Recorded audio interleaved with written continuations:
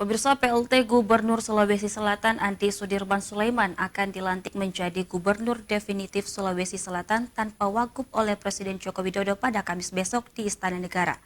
Kondisi tersebut dinilai oleh Dewan sebagai sejarah kelam bagi Provinsi Sulawesi Selatan.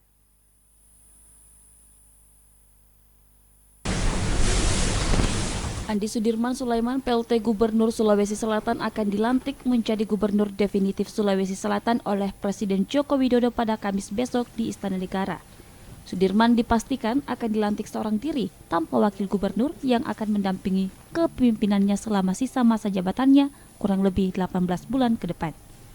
Merespon hal tersebut, Ketua Komisi A DPRD Provinsi Sulawesi Selatan, Seleka S. Dalle, menilai kondisi tersebut merupakan sejarah kelam bagi Sulawesi Selatan akibat tidak lengkapnya jajaran pemerintahan Sulawesi Selatan hingga 18 bulan ke depan.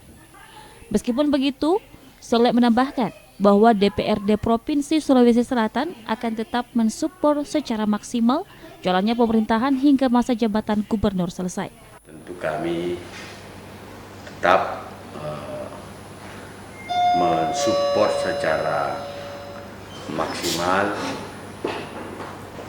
yang bisa digaspul, kami gaspul untuk memberikan dukungan kepada pemerintah dalam hal ini Gubernur Sulawesi Selatan,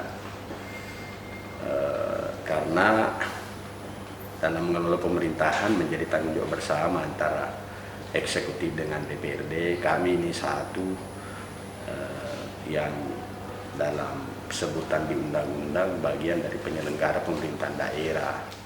Dengan semangat muda yang melekat pada Sudirman sebagai gubernur termuda di Indonesia, Sele berharap Sudirman dapat bertindak secara cepat dan tepat dalam mengelola pemerintahan, termasuk memberikan pelayanan terbaik bagi masyarakat Sulawesi Selatan. Fitri Hairunisa, Celebes TV.